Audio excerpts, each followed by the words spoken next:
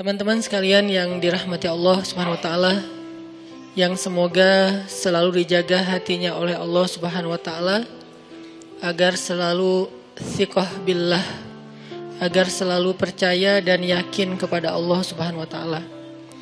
Karena kelemahan kita itu berawal saat kita mulai meragukan Allah. Dalam segala dinamika hidup, kita selalu butuh Allah. Kita butuh Allah ketika Allah kasih kita ujian. Bahkan tetap kita butuh Allah ketika Allah kasih kita nikmat. Kalau kita butuh Allah saat diuji, agar kesabaran kita terjaga. Karena orang yang tidak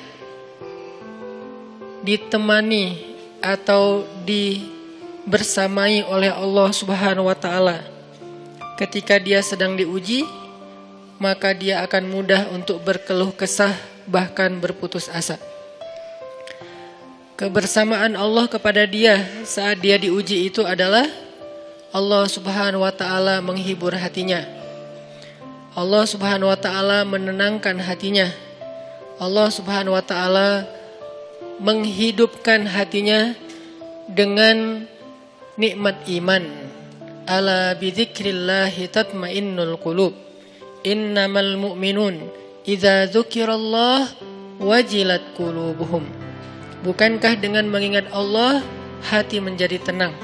Dan orang yang beriman apabila diingatkan dengan nama Allah, disebut nama Allah, maka hatinya akan bergetar. Ini bentuk Allah membersamai hambanya ketika dia dalam keadaan diuji.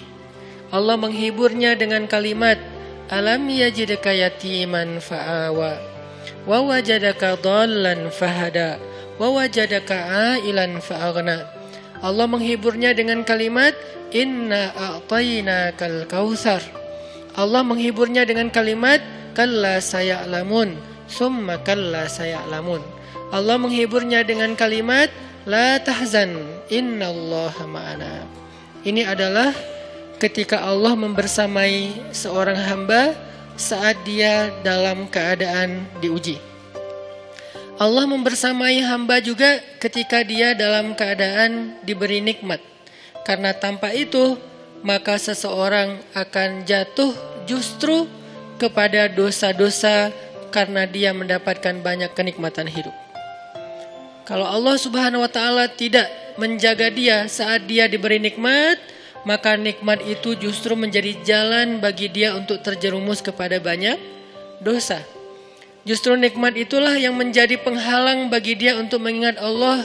Karena dia sibuk menikmati hidupnya, akhirnya dia terhalang dari mengingat Allah tepat waktu. Sibuk menikmati hidupnya, terhalang dari Allah untuk bangun tengah malam.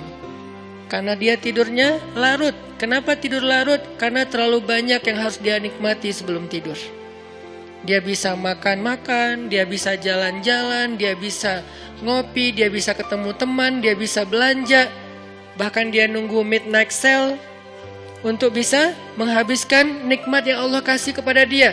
Sehingga akhirnya tidurnya terlalu larut, lalu dia tidak bisa bangun untuk menghadap Allah, curhat kepada Allah. Hal yang selama ini dia lakukan justru ketika dia diuji oleh Allah. Ketika diuji oleh Allah, mudah bagi dia bangkit tengah malam, curhat, sujud panjang, menangis dalam doa.